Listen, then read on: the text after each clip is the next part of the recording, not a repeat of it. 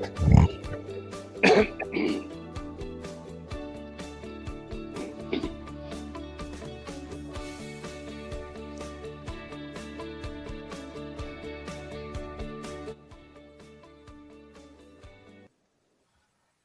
and good evening. It's Friday night, the last one before New Year. So the last one of 2024. Some things haven't changed this season right enough, or this year, and we'll discuss that and so much more in the company of Dennis Newell and our special guest, becoming a regular on the show now. It's Morton assistant manager Andy Millen. Good evening to you, gentlemen. How are we? Good evening, Cammy. I'm fine. Did you have a nice Christmas? Evening, Dennis. Andy, did you have a nice Christmas? Yeah, lovely. Christmas was a good good. time. The family was good. Smashing. Dennis, yourself? Very quiet, yeah. Very quiet. That's the best way, is it? No, that's always the best way. Yeah, it's good. Anyway, as I touched on Yourself, very Cammy? briefly, just nice and quiet. You know that's it. It's the best way to be. You know, that's at our age, kids are all grown up. Obviously, you two have got grandkids, but as I say, kids have all grown up. But thankfully, I don't have to deal with that kind of nonsense. They don't call me Scrooge for nothing. So anyway, moving on. Looking at football up and down the country, as I say, some things haven't changed this season. Man United are still rubbish. Spurs aren't doing much better. Rangers are rubbish. Where do we go from there? Dennis, you mentioned you fancy touching on the English Premiership first tonight, so should we run through some of the scores there? As I say, Manchester United not been great. Spurs with a couple of disappointing results. Manchester City still can't get a win, and it's all setting up nicely for Liverpool. Well, without a doubt, you know, you touched on Man City there, and I don't know what your thoughts are on it, Andy, but I've looked at them and I just can't put my finger on it. They're lackluster. Don't seem to have any desire. The whole thing has just fallen at the bottom of them totally. Even the manager doesn't look inspirational anymore. And I actually thought he'd chucked it where you get always these false notes in social media and stuff. And I thought, oh, has he wrapped it? But I'll tell you what, it can't be that far away if they keep going down the same road, because there's only so much, what would you say, diversion away from the real problem they've got is, and they're just not playing for that manager. No, as you'll know yourself, Dennis, Cammy, that confidence is a big thing in the game, and they're certainly well short of that just now. But like any manager, I think that's now 12 games, 13 games. Yeah. And it doesn't matter how good a manager you are, he will be under pressure, Dennis. No doubt about that. Yeah, no, you always look at it and you go to yourself, well, you know, people used to say to me that you'll never get the sack at East Stirling because they don't pay any money. Who else are they going to get in? No, it happens. It doesn't matter what level you're at, right? But the last 12 games, they have struggled big time in relation to any other manager would have gone by now. So there is a point where it's a breaking point, and I don't know if the supporters are actually calling for his head yet, but he was talking yesterday about maybe the club maybe not qualifying for Champions League. Now, that would be horrendous for Man City supporters. And then obviously they've got a lot of other things going on behind the scenes as well. So they're having a bit of a nightmare at the club. Well, if you take the time he's been in there, Dennis, it would be 6, 7, 8 years. He's had a remarkable run, consistency of winning trophies. But unfortunately, at the moment, they seem to be really, really struggling. So I don't know how long his credit will work or stay in the bank for him. Yeah, there is that. And you look at the big players like Haaland. What's happened to him? I mean, again, Dennis, I don't know the player he was. Just confidence, really. And again, there's a lot of expectations and demands, no doubt at that level. And again, he's like anybody else. He's short of confidence. You can see that. Even last night, he gets a penalty kick. Missed the penalty kick for 12 yards. Free shot at goal. Can he do it? No, definitely not. But we need to wait and see, because what happens when he comes up against Leicester, which is in Sunday's match away, I think he could maybe be in real trouble in relation to the demands of the club. That he might not see the turn of the year if he gets turned over with him. You never know. And even from his point of view, the manager, Pep, he'll be really, really disappointed because this is probably the first time in his career that he's actually suffered. You can suffer a defeat, but as many defeats as he's had.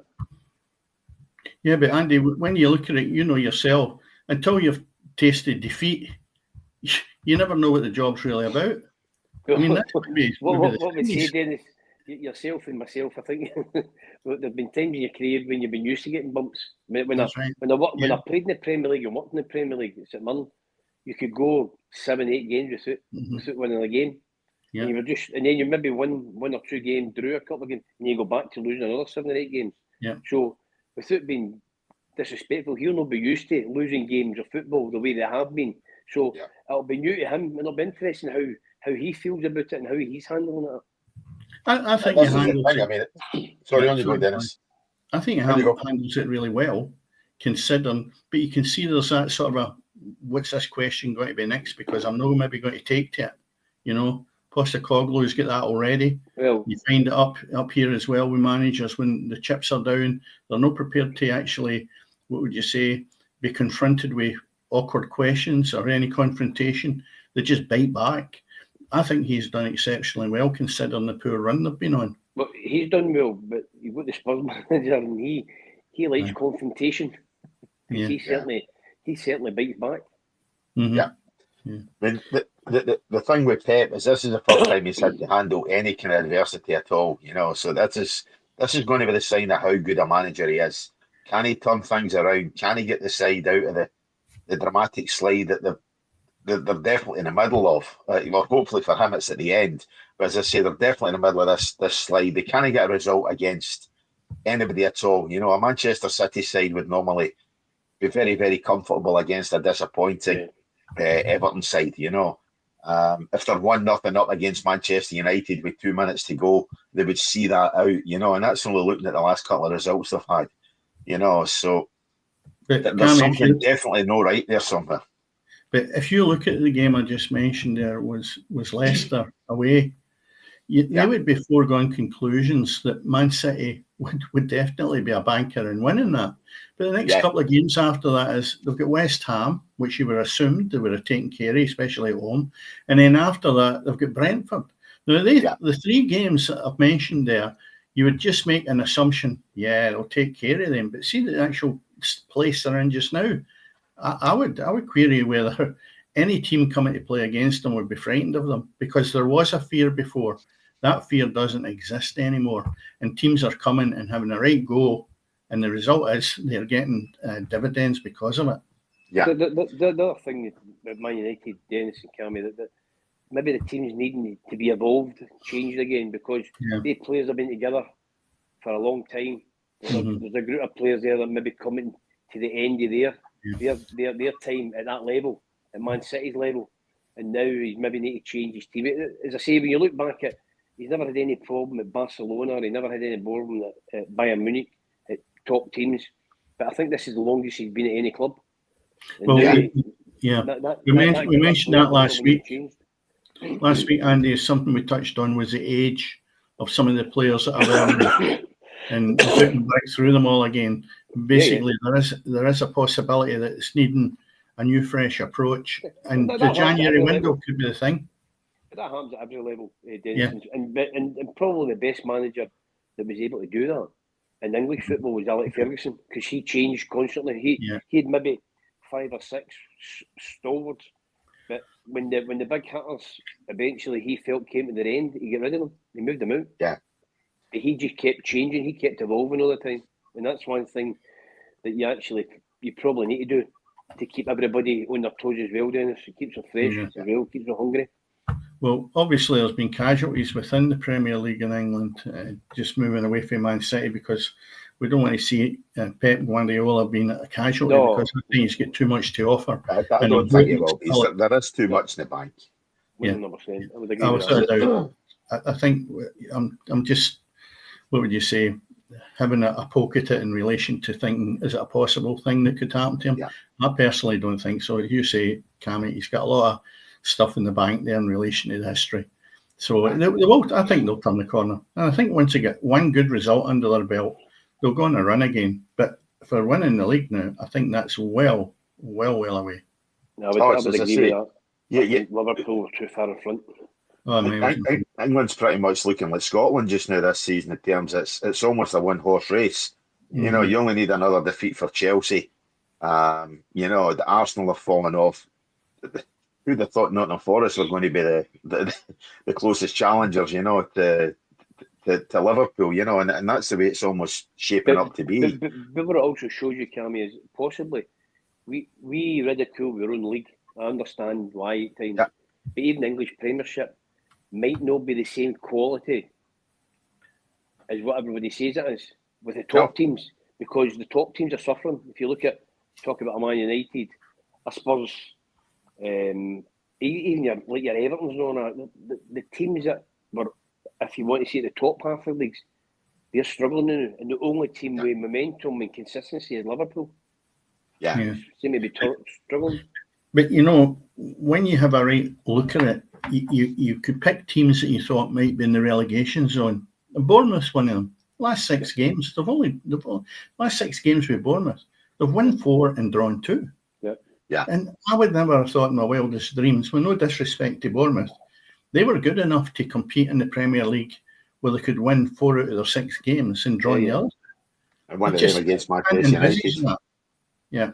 And then you look at Notts Forest. Brilliant. Again, a team that you just felt were never ever going to return to the Premier League. Yeah. And there they are sitting up there in 3rd spot now, doing really, really well. Yeah. You said about Man United, I think everybody wants to play Man United now. Right. But there's no fear there at all, Andy. Oh, you know, there's nothing there at all. And I mean, Dennis is talking about what sides have done in the last 6 games. Man United have won 1 and lost 4 of the last 5. Yeah. You know, and that victory is the one against Manchester City. But there's there must be a lot of problems inside that place. You know, I mean, with the amount of players that are there, you see they carry on even with Rashford and that.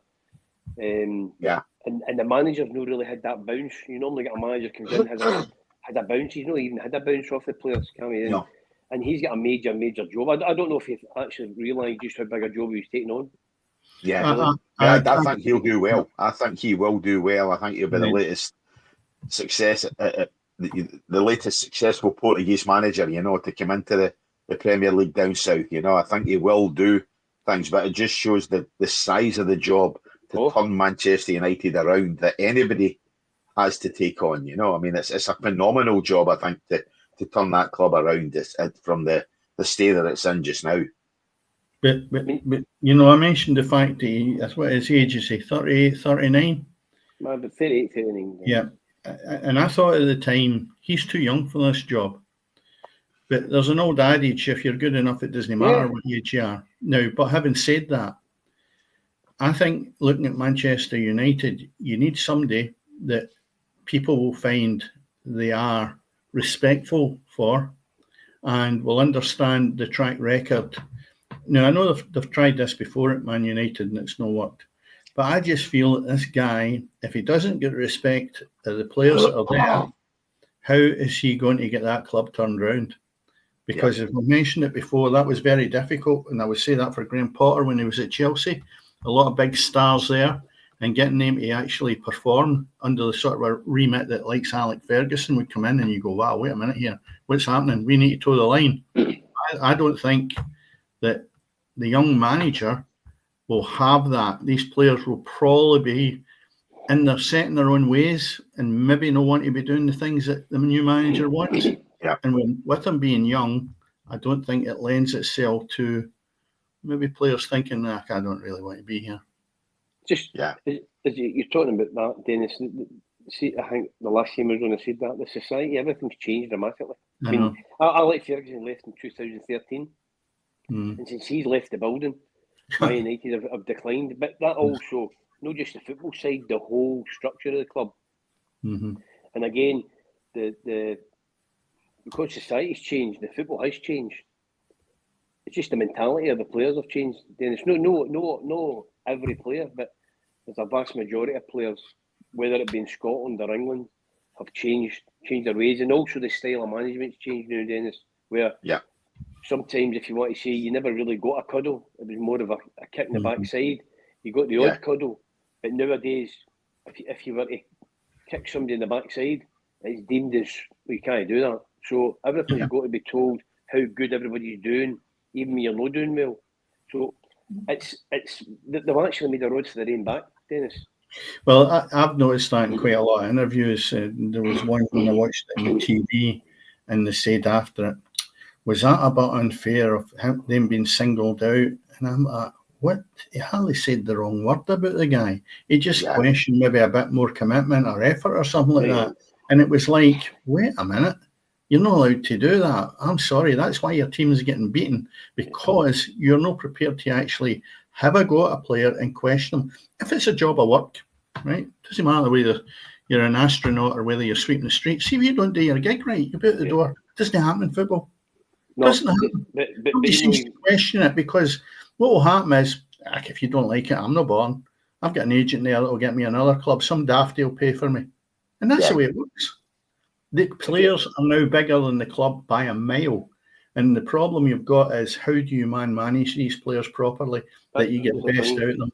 And it's not about coaching anymore. That's down the toilet years ago. The thing is, Dennis, that Steve Clark said this maybe about 6 years ago, 7 years ago. It's cheaper to get rid of a manager than it is to get rid of a group of players. Yeah. And that's true. The more you see that now, especially down south, is the amount of managers in the Premiership that lose their jobs, and players are still there. And I don't know what's going on at Man United with players and all that, but if they boys are on 250, 300,000 pound a week, nearly 400 grand, you're not going to move that, Dennis. No chance. No. And that's the thing with Rashford. Rashford's on upwards of 300 grand. You know, now looking at the other sides in England, there's nobody going to pay that kind of money for him. You know, so your only hope is that he goes abroad, but then Manchester United are probably going to have to still pay a proportion of his wage as well. The only place you could go, Dennis, that will pay that and more is going over to the oil industry. That's the only place that will pay him that kind of money. And that's the only hope the Manchester United have. Yeah, but as a club, Dennis, I was a big Man U fan, especially in the late 80s, early 90s, 2000, I think Ferguson. Love watching them. I wouldn't watch them. I don't watch them. Even last night against Wolves, didn't watch the game because it just drive you mad. And you look at players. I've seen less of them, Andy. I must admit. Liverpool, Man United, there was a wee affiliation with Scotland in relation to that would be the teams I would maybe watch. The London teams never really come into it. But now I must have, same as you, Manchester United don't exactly set the hell on fire for me be turning on. It's still a favourite club. They don't play with a drive or an intensity. Everything is just laboured. And whereas the Man United that I was brought up to watch, you were off the back of your seat. You were sitting on the edge of your seat saying something's going to happen here all the time. You don't get that now. But Cammy, you've mentioned you think that the young guy, the new manager, will do a good job for them. I think he'll turn things round. You know, looking what he achieved at Sporting Lisbon, you know, I think he will turn things round. You know what I mean? At the end of the day, this is the guy who really started the Manchester City slump. You know, because they went to Lisbon, scored early, and then lost 5 goals. You know, so in one of his last games in charge. You know, so I think Amarin will be a manager who, given time, will start to turn things around. He's got the same issues that the previous manager had in terms of some of the squads just are not Manchester United quality. You know, and Andy, you're talking about the play and the style of play is very laboured. It's very, very dull to watch. I think a lot of that obviously comes down to the players that Manchester United have. They don't have anybody with any drive. They don't have anybody who you'd want to get off your seat or who will get you off your seat, you know, who will excite you. And I think that's going to have to slowly start to change. You know, Manchester United are going to probably get worse before they get better. And I think if they give Amarin time, you know, to bring in 3 or 4 of his own players, get rid of some of the duds and some of the dead wood, you know, weed out the 35, 36-year-old midfield players that they have, you know, in the shape of Casemiro. I'm forgetting his name. The boy that had the heart attack, the Danish boy. Right. Eriksen. You know, he's past his sell-by date.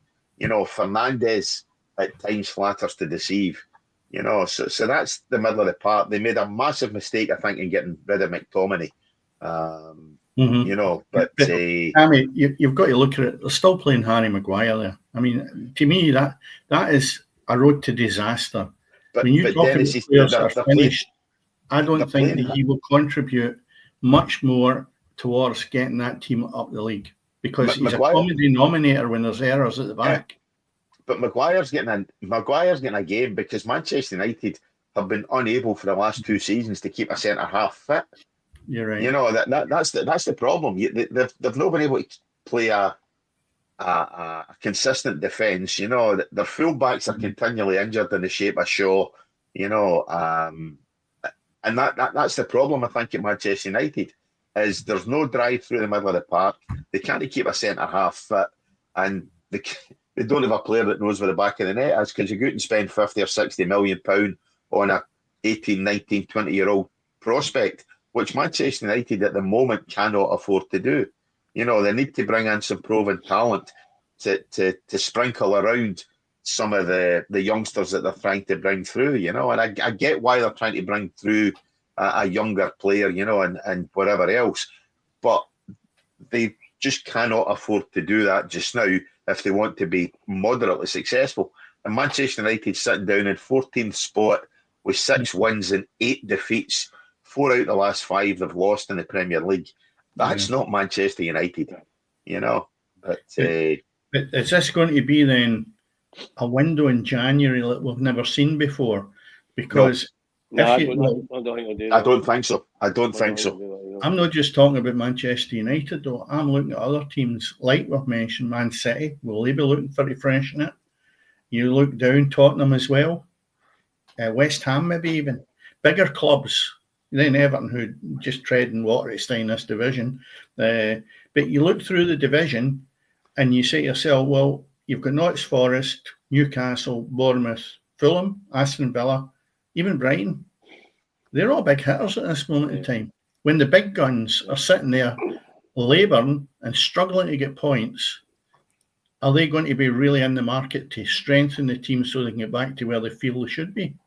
I think the Christmas or the January market is a difficult one, Dennis, especially when they're going to spend big money. And normally, your bigger teams don't want to let go of their better players, because if they're still in Europe as well, you're still thinking, and they'll maybe keep them into summer if they can get a better price that way as well. You know what I mean? So I don't see much.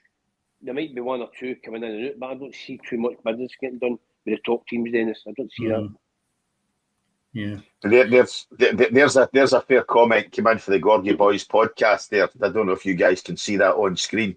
Manchester United have no leadership on the park or off it. Now, I think obviously in the shape of Jim Ratcliffe, they're trying to get some leadership off the park, but certainly on the park, they've nothing. Fernandes is a disaster as captain because he's far too self-centred. It's far too all about him, you know, that he doesn't lead by example. He doesn't drag his teammates along either. I think he's the wrong captain. That's why I mentioned Harry Maguire. He should be the mainstay of that team in relation to being the club captain and the figurehead for that, because of the years he's been there, the amount of England games he's played. But that's a true statement. He's not a leader on the park. He should be on and off. And the problem is that until you rectify that, your team's never going to. It'll always be disjointed.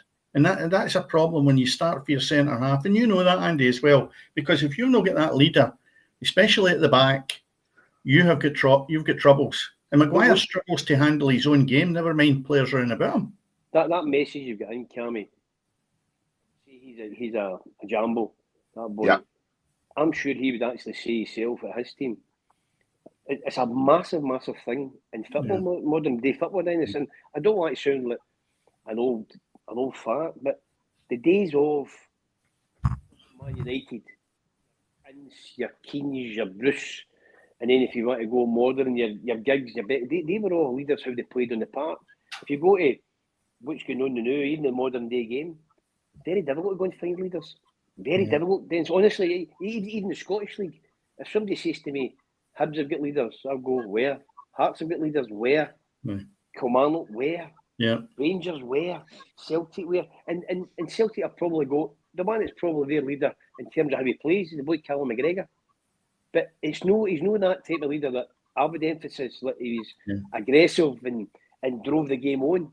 They don't have that. The game is it's evolved that much now. Then it's if you get one or two of these players about your team, people actually think they're brilliant players now. They players of then would make an absolute fortune of today. Yeah. Because there's a lack of that. There's a lack of that in the game now. A severe lack of people taking responsibility and being that individual who might not be the best player in his team, but he would drive people on and take that responsibility. But you don't get that now. It's difficult. No, you need a player in the park that can motivate people who are having a poor time. And that, to me, lacks because the quality's not there. But what you also get is normally you would have maybe, I don't know, you could have one, maybe 3 or 4 players that epitomise how your manager is as a person. Yeah. So they drove that on. And I don't mean that. That's just, I don't want that to sound negative, but that's just society in the game. I see it. I've seen it from when I started to where I'm at right now, and I see it, and I just shake my head at times when I see. Oh, and they actually think they're leaders. They think they're, and you go, and a strong wind, they would just blow away. They would just blow away. And when it gets too warm, they'll not be there. I've heard people actually going, well, they're the punters, 2 men in their dugget come and watch, they're really abusive. I'm going, what are you frightened of? Go and play at a big club and see how it is when you get 50. I mean, the boy Clermont, the Rangers are now. I wouldn't like to be in his shoes when you go to Ibrox and play the next game, because within 20 minutes, if they're not winning, you'll be getting it, and they'll be getting it. All the players will be getting it. We'll come to him in a minute or two anyway, Andy, but they've got Motherwell the next one. Poor Motherwell, that's back to back, which is a bit strange. But just finishing off in the Premier League, Liverpool are a class act and they're worth watching now. Aston Villa have been blowing a bit of hot and cold. They started off with house on fire, but they're still sitting in the 9th spot. I thought at times they flattered to deceive, but they're still 100%. Good value. They're still good value. But the two that surprised me at this moment in time is Notts Forest and Bournemouth, sitting up there above Man City and Man United. Incredible. Yeah. Incredible. Forest sitting in third. You know, 4 wins in the last 5 has been absolutely outstanding. And as you said, Bournemouth unbeaten in the last 6. You know, that's 2 sides there. Obviously, Forest have got to go around manager again. You know, I think he's even his 2nd or 3rd go in the Premier League. Again, another Portuguese manager, you know, and Bournemouth, unknown. You know, Gary O'Neill left a couple of seasons ago. They brought in an unknown manager. He's done really well as well, you know. But I think if you're looking at that, you're right, Dennis. They 2 sides have been very, very surprising. But on the other side of the coin, I think Brighton and Aston Villa have been another 2 sides this season have probably disappointed a wee bit. Maybe a long way with West Ham.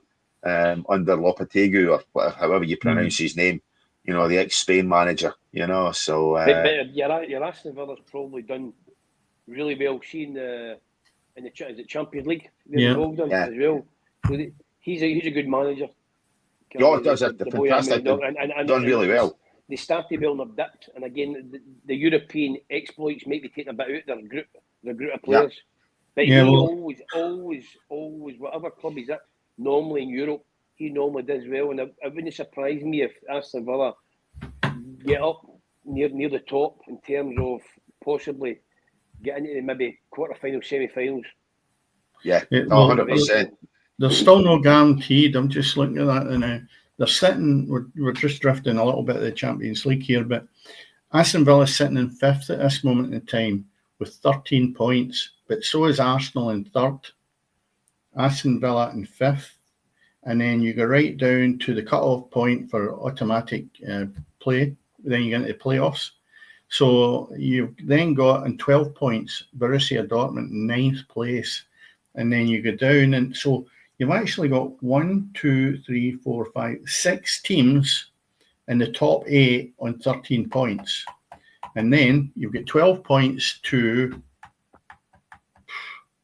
that. There are teams there from 9th spot to 19th spot that could actually leapfrog, and Aston Villa could be in the playoffs. Now they've got Monaco in their next game, which should be okay because Monaco are sitting in 16th spot. But in their last it just shows you they're no home and dry by any manner of means. In their last game, Celtic at Villa Park. Yeah. That could be massive. 9th to 24th for a playoff, isn't it? I'm not sure. 9th to 24th, I'm sure, for the playoff. Yeah.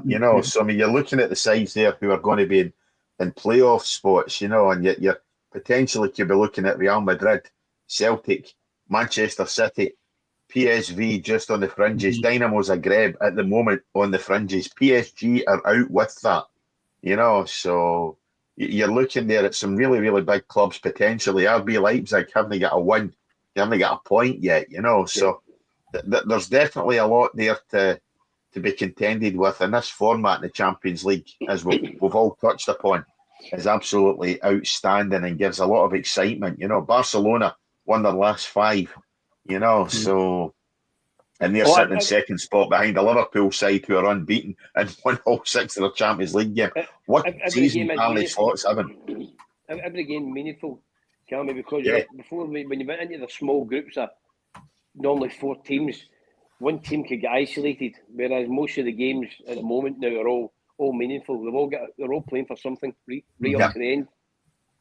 Yeah, I mean, you look at that top 8, you've got 3 English sides, a Spanish side, a German side, an Italian side, and 2 French sides, all in that top 8. Yeah. So it's definitely, and then another 2 German sides following that with Dortmund and Bayern Munich on the fringes as well. So much to look forward to. But there is no way that top 8 will not be shuffled about like a pack of cards. There's 100%. I would imagine there's a few of them are in for a shock. I don't think the big hitters are sitting first, second, and third. But even at that, Arsenal's only in 13 points with the 2 games remaining. So you look at it, you say to yourself, from third spot all the way down, as I mentioned, to I would say 19th position, they're all shouting to try and get into that automatic promotion. To see me, Celtic's next game, obviously their second last game is at home. Yeah. So they'll be looking and needing 3 points, and then going down to Villa might not be difficult for them. Dennis, you know what I mean? Well, if you look at it, I think the Villa game, will take care of itself. I'll be very surprised if Aston Villa don't beat Celtic. I really would. If Celtic can get a win in their next game, I think that'll guarantee them a playoff spot. I think they'll be assured of a playoff spot if they can win their next game. But it's so much to look forward to still within that Champions League. And as you say, the next round of games, Dennis, is going to be so pivotal, before obviously that last one. And I think a lot will be decided in terms of where they're going to finish within the table. But there's still so much up in the air as well, So the Champions League, the format's been outstanding. Yeah. If you look at young boys, so they've played 6 games and they've not got any points. Now, that would be a total disaster for Celtic if they can't go and turn them over big time, because they've taken a right few beatings, young boys. So that game's on Wednesday, the 22nd of January. So interesting to see. I mean, look at the bottom 3, and 2 of them are ties that Celtic have beaten. In shape of Leipzig and Slovan Bratislava, and the other one's the side that they're due to play next. So that's points that Celtic have to take. That's points Celtic have to, games they have to win. Anyway, speaking of Celtic, let's move from the English Premier League and indeed the Champions League to talking Scottish football. And obviously, Dennis, there was all the talk. I think Rangers supporters were very excited in terms of, if we can win our next couple of games, but it's when it comes to the Celtic game, the next Old Firm game, if we win that, we go to 6 points and we're very much still in the league table. and then they go and basically drop a massive clanger against St Mirren yesterday. So there's now a 12-point gap at the top of that table again. And hate to say it, but the Premier League, guys, is decided before the new year turns. Well, I look at that, and we had this conversation last week when I said the jury's still out, irrelevant of what it does between now and, say, going into January. And to be honest, that result was horrendous yesterday for Rangers. I think the January window, when we talk about windows, would be very, very important if the manager's still in the job, which I think he will be. But at the same time, I look at it and I go, the three players that he's got that play up front with Rangers wouldn't make a half-decent Ali McCoist. The three centre forwards he's got are no fit for purpose. They'll score the occasional goal, but it's pretty poor. And Andy, you've watched it. I know you'll not be as critical as I am because you're still involved in the game. But when you look at that as a Rangers team, I'm not saying they're at Ross County or wherever they are with Dessers and the other two. The bottom line is that is not good enough for a Rangers Football Club. The amount of chances they're getting and the lack of conversions. I really get wound up with watching it. But the big problem you've got is the manager believes in these players and thinks that they will be good enough to do him a job. He's not in touch with reality. He really isn't. If he thinks that the best he will do, and it'll not be acceptable at Ibrox, is to be second, because that's just not acceptable. But no, Andy, your own thoughts on the forward line. I saw the game last night. In the first half, you're actually watching, you're thinking, he's actually trying to win this game. You want to throw it away because there was no energy in the game. It was very lethargic. And you're thinking, then St Mirren get the penalty kick, which was a crazy decision coming from Jack Butland. Should he have stayed in the park, Andy? I don't think he just made a mistime challenge. Then it's a penalty kick. Me a Schubert. It wasn't as if he was. I'm not saying it wasn't deliberate, but he made a crazy decision to come in an area it shouldn't have been in. He gave the penalty away, and then they're chasing the game. And to be fair to Rangers in the second half, they improved, but because you couldn't be any worse than what they were in the first half. But St Mirren were excellent. And I'm not saying they deserve to win the game, but they certainly deserve something at the game. And then you go, just what you're saying there, all of a sudden they lose the game. Celtic have done the business before, and then all of a sudden they're 12 points. And for me, I don't see Celtic lose. Celtic will drop points, but they're not going to drop 12 points, Dennis. I don't see that. And it'll be worse for Clermont when this derby, Old Firm derby, comes in New Year. Yeah. If he was to lose that, I wouldn't like to be at Ibrox. But again, Celtic and Rangers were excellent in the cup final. But as I would say to other people, Rangers couldn't play any better. Celtic couldn't be any worse. That was Rangers at their maximum, Dennis. And as I would say when you play your maximum, you don't win games of football. There's a trouble. You're in trouble. You're in trouble. Because Rangers were excellent. Rangers couldn't play any better than that. That was them at their best and still couldn't win. You're spot on, Andy. That probably sums it up best. That Celtic couldn't have played any worse, and Rangers couldn't have played much better. I mean, I thought, and I praised them, the fact that both teams were absolutely brilliant, and it served up an absolutely amazing cup final. But your bread and butter stuff on the Thursday, you turn out and you look at it and you're trying to get a lift to get into the festive period or the January fixture against Celtic, and you get beat 2-1 with St Mirren. What does that tell you? That tells you that you're not right. And you keep looking at the players that are in that team.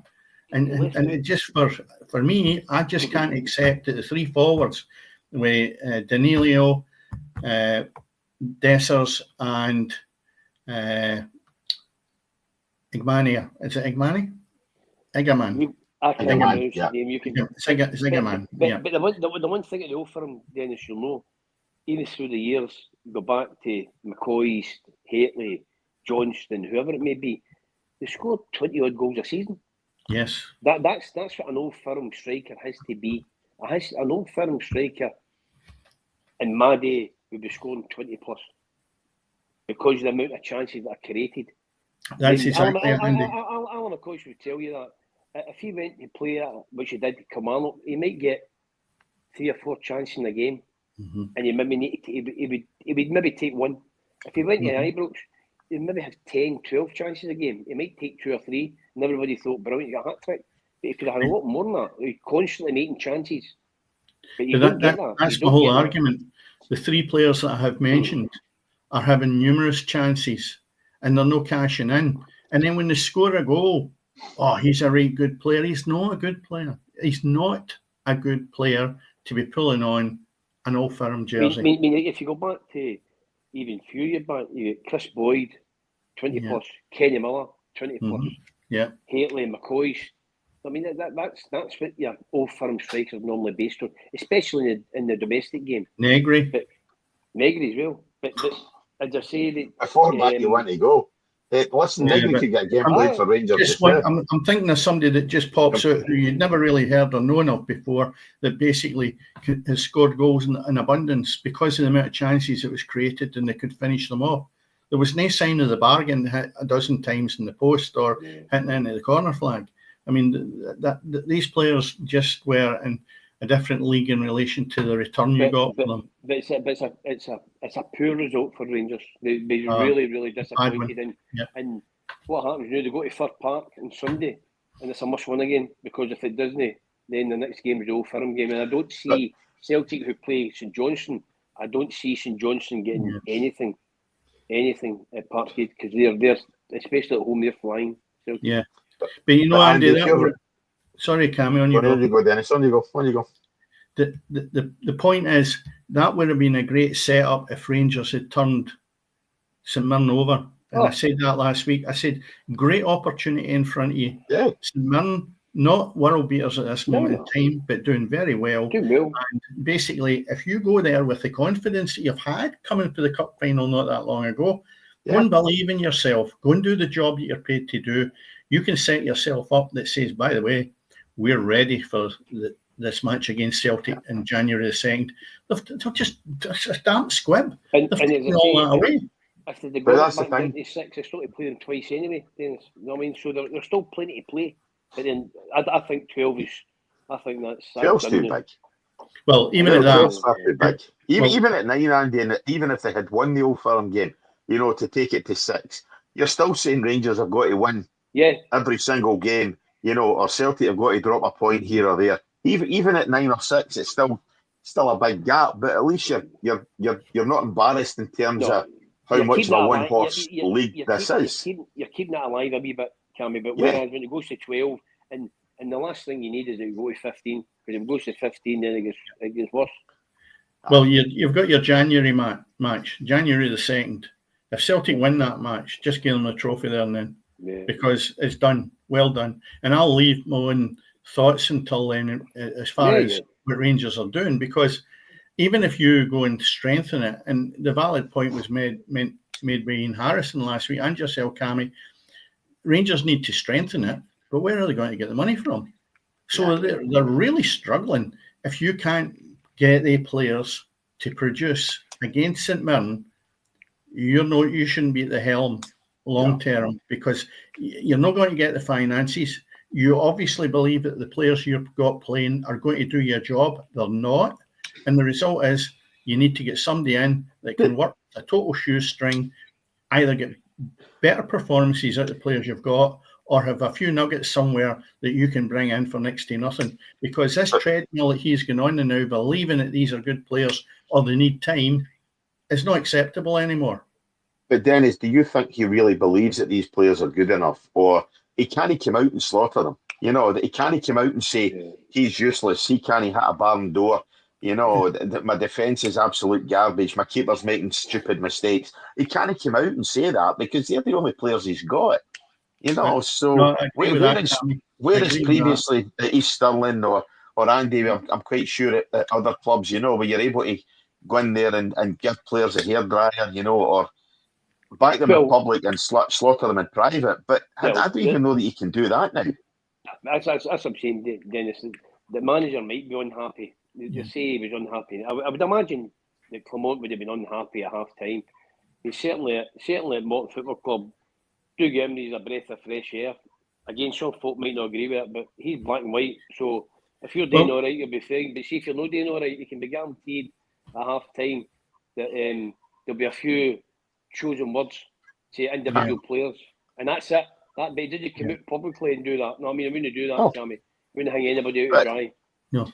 But how many players now can you kick their arse and tell them you've been garbage, or or as you say, you're left probably having to give many players a cuddle rather than that kick in the arse, and say to them, look, you need to pick up, you need to improve.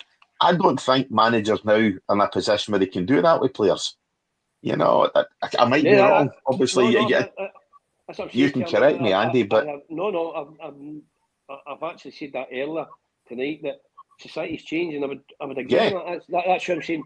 That there's people that in Championship that you work against, and they don't say a word to a player, even though that individual is probably need a wee jag, as I would call it, because and I'm not saying anything that I never got myself as a player off of managers, and you go, and yet sometimes I know this for a fact that Dougie Emery could be frowned upon because he's so animated and he's so demanding.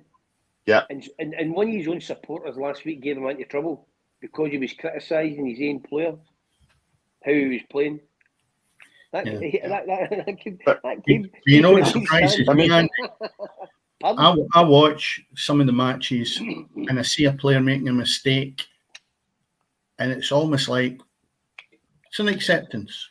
Some of them need to look at themselves in the mirror, and instead of seeing tattoos and the haircut looking great, have a real true look at what they're doing as a profession.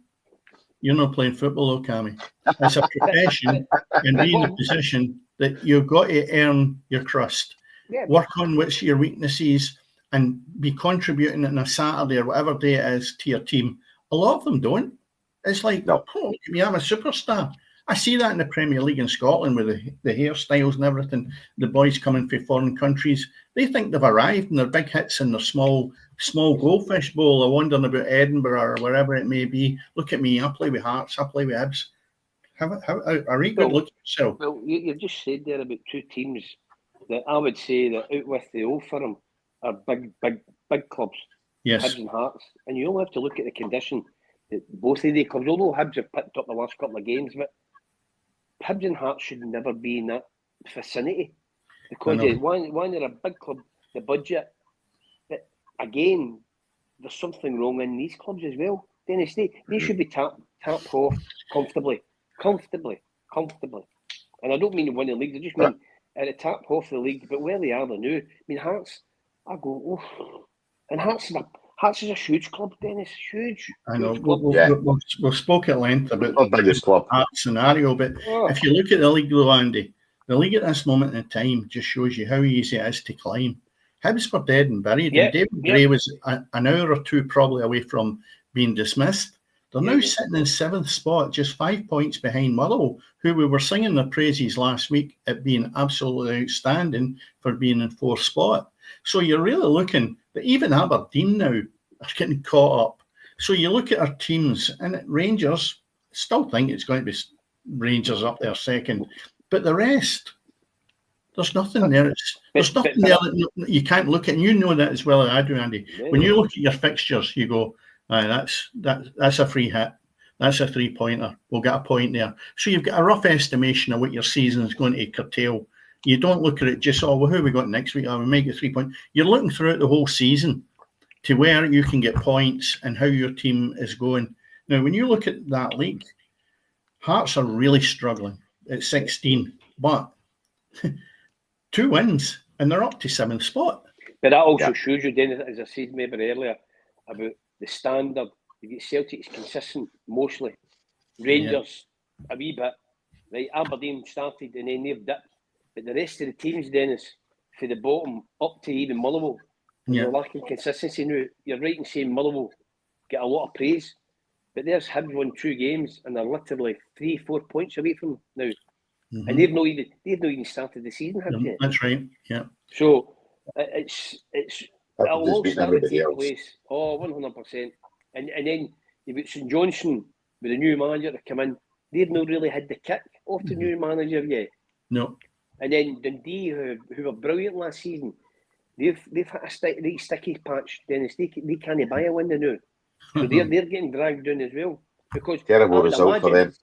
Oh, I would imagine Hearts will pick up somewhere along the line. You would imagine that. But and then you've got Ross County, who that's their first win away from home in something like 23 months. You know, but Andy, we've been saying that about Hearts all season. We've all been waiting for this Hearts bounce, and it hasn't come. No, and that's the thing. The new manager's come in and he's not really had a bounce either off the players. No. I think though, the lack of forward line there, and I keep saying it every week we talk about Hearts, you've got to look seriously at Shanklin being your main supply of goals. It's not happening. You need support. He really does need that extra help because it just looks lacklustre. And to be honest, he probably needs 3 or 4 goals and he'll be away. I'm surprised that and again, obviously I don't see him training him, I know the manager, but the boy Liam Boyce has never really had a run of games. I know he had a bad injury, but he's back fit now. And I would have thought that somebody like the boys playing beside Shanklin, the boys can do the running, and Shanklin just drops into areas and that, but he doesn't seem to, maybe the manager doesn't fancy him. Yeah, there's obviously something no right there because when I watched Hearts against Hibs, I looked at it and I went, you've no kick started yet. You've struggled in Europe. You've had the breather now. You're out of Europe. It's time now where you should really go for it. And of course, which doesn't help them, Sunday's game, they are up at Ross County. Now, Ross County coming off the back of that great victory against Dundee, that's a right hard shift for Hearts. And if they're going to turn the corner, they're going to have to work really hard. But not normally, Ross County pick up their points at home. They're normally decent at home. Yeah. That was a surprise, beating Dundee. So, a lot of people would say you would expect Ross County to beat Hearts on Sunday, but who knows? You know what I mean? But normally Ross County are a better home team than they are away. They pick up most of their points at home. Yeah. I'll tell you what, they've looked quite decent in the last few games. I know they've been turned over in numerous games where they had 4 in the bounce there where they were beaten, but they've shored things up just that little bit. And against Dundee, they did, in my eyes, deserve to win. It's a great result. Going to Dundee, great result. I mean, for Dundee, it's a poor result for them. Because that's a kind of game that they've been wanting 3 points to keep themselves higher up in the league. But they seem to be getting dragged down a wee bit. But you know something? Since the start of the season, I've been waiting on Hearts going. And they've never stopped. And because of the way they started against Rangers in the first match, I thought, oh, by the way, they're going to be up there, going to be challenging maybe for 4th spot, 3rd spot even. No. And I'll tell you what, the new manager, I would imagine, will feel under pressure. I'm not saying the club will, but he will feel under major pressure if they don't get a result up at Ross County. And his players have got to start doing more. Well, I would say I've seen now the board are starting to get under a wee bit of pressure for Hearts fans as well, So they're the ones who have appointed the manager, So I think they're starting to feel the pressure. And I've seen a few shouts for Andy Budge out as well as he can bet your boots at Tynecastle will be nice and warm the next home game. Guaranteed. We're the only place in Scotland. If you look at it, they've then got Motherwell on the 2nd of January. Another tough tie, right? So they're up at Ross County, then they've got Motherwell, and then you look at it and you say to yourself, Dundee United away on the 5th of January. Yeah. Between now and the 5th of January, there's a lot of really major points that they need to play for, and they need to start very soon picking up points and results. And also, I think what you've got to realise is, I think the Hearts supporters like to see football played. They don't like to see it just battered from back to front. I think they like to see good football. And the bottom line is, they're not. That's never been served up to them at this moment in time as much as it should be. And I say right away, you've got to start scoring goals, and he needs more support up there, Shanklin, to see if he's going to be the finished article for them on the rest of the season. Yeah, indeed. But anyway, looking at the fixtures in their Premier League for the next 2 games, obviously games on Sunday and Thursday. So on Sunday, we've got Celtic at home at St Johnstone. Should be a home win for that one. Hibs against Kelly. That could be an interesting game. Rangers visit Motherwell in the Sky game with a 3 o'clock kickoff, which is obviously at the same time as 5 of the other games in Scotland. The Ross County Heart of Midlothian game you were talking about, Dennis. Dundee visit St Mirren. That's not an easy tie for them. And game of the day comes in 5:15, and that's Aberdeen going up to Tannadice. Well, that would have been game of the day 2 or 3 weeks ago, but obviously Aberdeen on a quite a dramatic decline. And then on Thursday, we've got Ross County visit Aberdeen.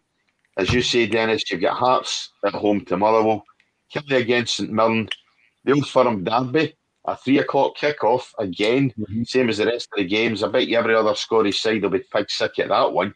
That been a 3 o'clock kickoff, Rangers and Celtic. St Johnstone against Hibs, and then Dundee United again featuring in the late game in the Dundee derby at Dens Park. So that's the next two games that our sides have.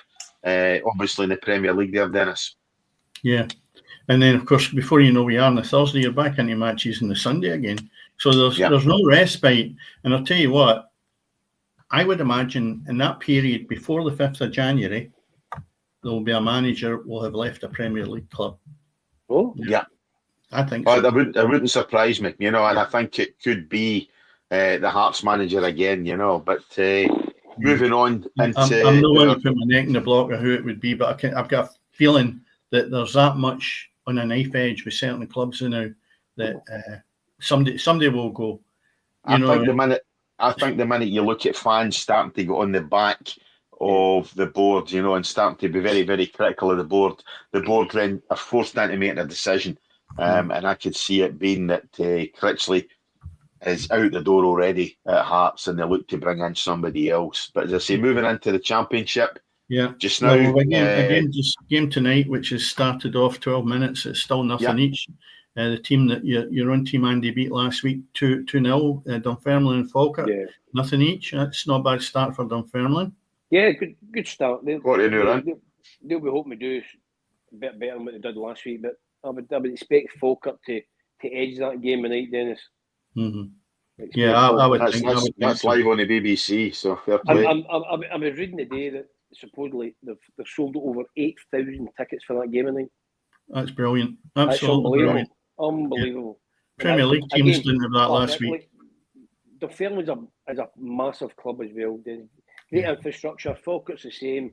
Two teams that are more than capable of being at that top end of the Championship. I know Dunfermline no, certainly Falkirk are, but a team that when you look at a place in the Premier League, both clubs. Andy, how many times a discussion for later on? Yeah. Andy, how many times is your Morton going to be ending up playing near United this year? Every time I look at the fixtures, it's Ayr United versus Morton. I know. It's just that's Scottish football for you, Dennis. As I say, they should make the league bigger. Premier League will never get bigger, but the Championship, League One, League Two, they should amalgamate, put them into two leagues. Well, and even that's what I was going to say. Even if they've got to lift, maybe bring two teams out the Lowland League and make it 16 and 16, something like that, Dennis. I personally, myself, I think that would be the best way. And you get to play each other home and away, and it would give you time to put your cup games into it. Scottish Cup, League Cup. Save all this hullabaloo at the start of the season. But that's me personally, Cam. I would have two leagues. There you go. There's the discussion, Andy, for the next time you're on. Right. League reconstruction. We've not discussed that, Dennis, for quite some time. So there's a discussion. But as you say, you've got Dunfermline Falkirk just now. Tomorrow, as you say, Greenock Morton visiting Ayr United. Hamilton and Airdrie in the Lanarkshire derby. Thistle at home to Queen's Park in the Glasgow derby. And then you're getting Wraith Rovers against Livingston, purely and simply because there's no more clubs in Fife other than obviously Dunfermline for Wraith Rovers to play, and Livingston can't play in Lothian. And then on Tuesday night, Andy, as you mentioned earlier, your own club take on Partick Thistle. So some interesting ties there in the Championship as well, guys. Yeah, but Andy, you've got two difficult ties there, but that would make a massive difference to yourself. You'd be sitting up there in 5th spot, as against sitting in 7th, and if you could get maximum out of the two games. Obviously, Ayr United are one of the form teams, Dennis. They've been really consistent, and you're also playing Partick Thistle as well. So two teams that are certainly geared and obviously financially geared to go and win the league and challenge the league. Because both of these teams have been heavily backed well. The managers have been backed well with the people that run the club. But again, I've been at Partick Thistle, another big club that are more than capable of being in the Premier League. Ayr United are trying to get where they think they should be. That might take 2 or 3 years down the line, but the chairman of theirs backs Scott Brown really, really well, and also trying to redevelop the stadium as well. So a big part in the back to the chairman as well. Ayr United has done really well. Yeah. And but again, league. Andy, when you look at yours, you've had no bad results, though, because where you're sitting now is at the last 6, the last 5, you've drawn 3 and won 2. As again, I said, Dennis, you just switched a couple of the draws into victories. You've been whatever way you want to spin it, Dennis. You know what I mean? We've did okay. We've not been as consistent anywhere near, but that's through the manager's change, maybe probably a full group of players, Dennis, and we've got boys that haven't played championship, younger ones as well, and they're just learning on the job. But if Morton were to survive in the Premier League, in the championship, that's the most important thing, because the teams above Morton are big hitters, Dennis, and anybody that's listening to this, so maybe they don't understand, that means they pay big financially compared to Morton, and they are. To be fair, they've been well backed. But unfortunately, I always say there's only one golden ticket for that league, and if whoever does they go up, they might be in trouble come the end of the season, if not next season. Financially. Indeed. Moving into League One, we've got Alloa at home to Stinishmuir. These ties tomorrow, all at 3 o'clock, obviously. Tayside Derby, Arbroath against Montrose. Dumbarton against Kelty Hearts. North of Scotland Derby, Caley Thistle against Cove Rangers, and Queen of the South taking on Annan Athletic in the Dumfriesshire Derby. So it's all Derby day tomorrow, rather than obviously into the new year. But you look at that league, Dennis, and obviously yourself, Andy. Arbroath, a dreadful start to the season, but we talk about turning things around. They've now sitting clear, 2 points clear of Kelty Hearts at the top of the table. And you're starting to see a wee bit of gaps opening up in that League One now. So Arbroath 2 points clear at the top of Kelty Hearts, who are 2 points clear of Steny, who are 2 points clear of Alloa and Cove Rangers. And I'm not going to keep going with the 2 points clear off, but that's the way it is in that league just now. Inverness, Caley, obviously, and Dumbarton cut adrift at the foot of the table there.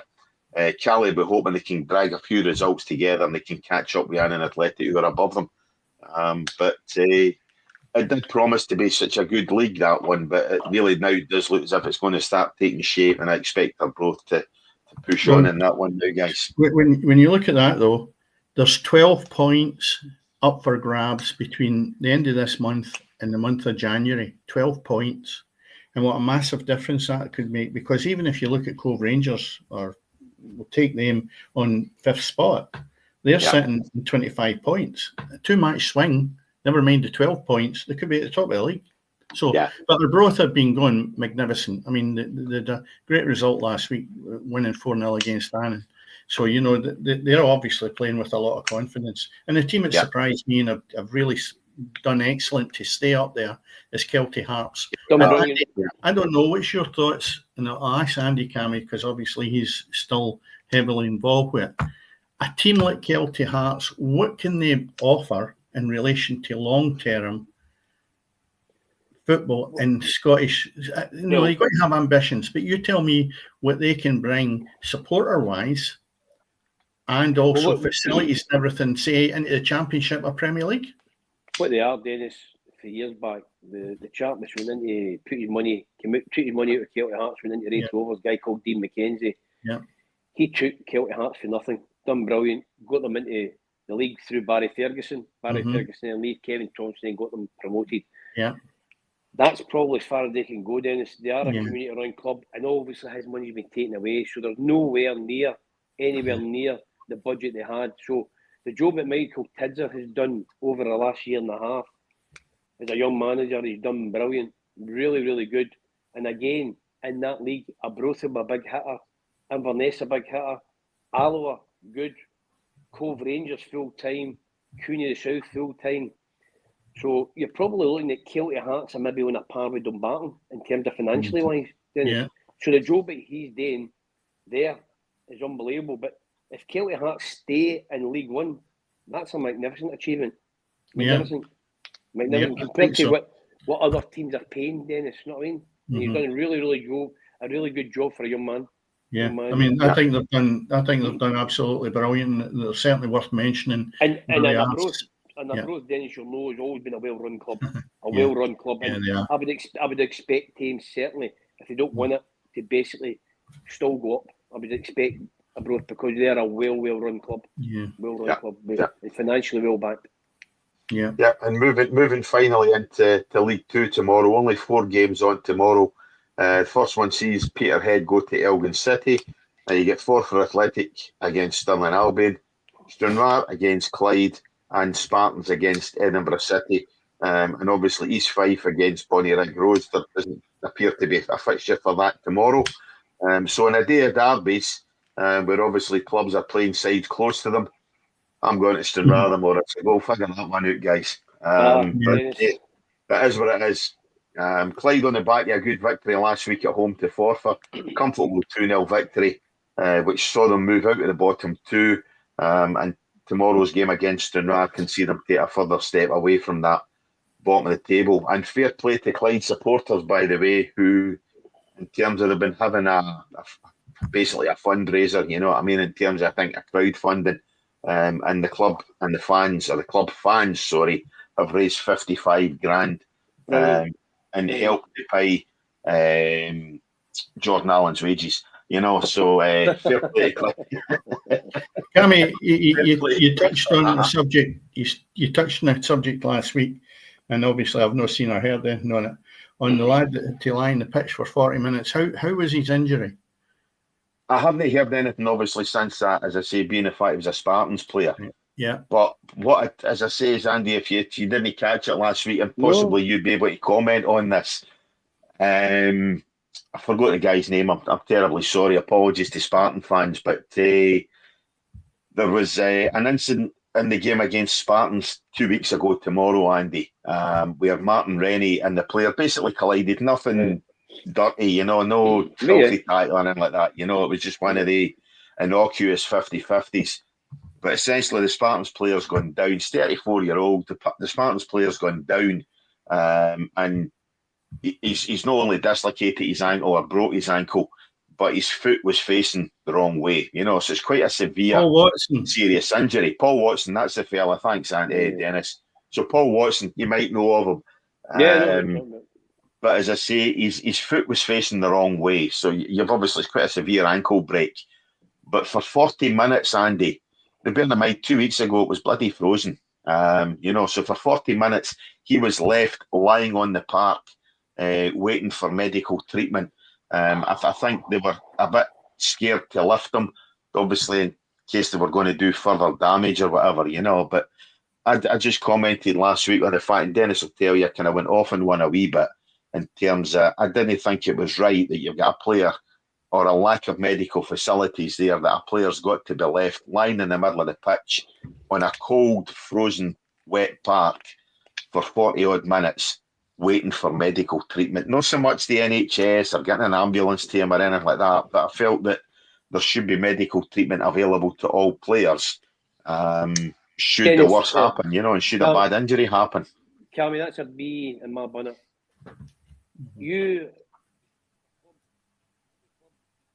Sorry, Andy, you faded away there, Andy. I'm saying any club should be responsible for their workers. And we had it at Morton, not last summer, but the summer before. We played at Annan. Lad Michael Doyle, who used to be at Morton, came in trial and dislocated his kneecap down at Annan. He waited over an hour for an ambulance to come. There was no doctor there. We never even had, and the problem was, regardless of, forget Annan having a doctor, our club never had a doctor for our own player. Andy. Now, what I'm going to say there is, do you think, I'll ask you a question, Cammy Dennis, and I know the answer. What had happened last night at the Rangers and St Mirren game, do you think that would have happened? Do you think that would have been, do you think they would have had to wait 40 minutes? No. But Andy, and I raised this point last week, and that's why I think obviously your own input in it was, I can recall that you had to have either a doctor at the ground or one that was in call that you would be able to bring quickly to the attention of anyone that needed it. Is that not the case, or if I'm a dinosaur with what I remember used to be the case? I think Andy's frozen. I think Andy's away there. I mean, Dennis, obviously, I remember it at Clyde. You know, we used to have the Scotland club. The Scotland doctor was in attendance at Yeah, most Clyde games, yeah. you know. So I remember that, and I don't know whether we were just fortunate or what the score was there. But Andy's away altogether. I think his internet's chucked it. You know, but obviously we're going over old ground now. You know, it's just a shame Andy's dropped off there. Just a question. But as I say, you know how much I felt aggrieved. You know, not for the fans or anything else like that. I couldn't give a stuff about us guys standing there for 40 odd minutes waiting. And as I say, most supporters, other than one mindless freaking halfwit, you know, the usual dig a hole crap that fans like to come out with, you know, when it's no one of their players, who, by the way, get castigated by every other supporter on the ground, I will say that. But other than that, there wasn't any fans who were interested in themselves. They were all more concerned with, obviously, Paul Watson. And as I say, I just didn't feel it was right, the fact that a player should be left on the ground for 40 odd minutes, you know, waiting for attention from his own club. As I say, I'm not going to go to the NHS. I'm not going to go to anything else. The length of time it took an ambulance to get there. I just feel that the medical facilities should be on hand within the stadium. Yeah. Well, we'll continue that in another week when Andy's back on, because I don't think we'll get him back now. No, I don't think that's we're finishing, Cammy, on the same note that we finished last week. We finished on last week. I know that exactly. So hopefully he's recovering and he's okay. And that was a real question how he was. So yeah, fingers crossed. As I say, I don't know how he is. I haven't checked. What I did see, by the way, and I think I'll send you I think I might have sent it to you already. Was obviously, you know, I like my American football. Andy was talking there earlier on about a player who's dislocated his kneecap a couple of weeks ago. There was a player on the game on, I don't think it was the Christmas Day games, I think it was last Saturday's games, where he's dislocated his kneecap. He's also tore his MCL, his PCL, and his ACL all at the one time. So there you go. That's just something else there. And again, another completely innocuous. It was actually his own player, you know. So another completely innocuous challenge there. But the television pictures of that one is pretty gruesome. So there we go. Okay. Anyway, I can tell I've lost you on that one. So. No, well, you know what I'm about American football. I think the ball's a different shape. It doesn't work with me. No, that's exactly, precisely. No commenting the shape of your balls, Dennis. But anyway, on that note, Dennis, it's been a pleasure as always. Good. Yes. The last show of 2024 tonight. Good. So we've came 21 episodes. So fair play to folks who have listened to us, stuck with us, giving us a platform to have our inane ramblings. Yes. And as I say, you have been listening to the Friday Night Football Pitch with myself, Cammy McDonald, Dennis Newell, co-host, and Andy Millen was here as a guest star, but his internet's obviously, their guest of the show, but his internet's obviously chucked it. So guys, go ahead, like, subscribe, share with your pals, tell anybody about us. It's always happening on the pitch. Good night. Good night.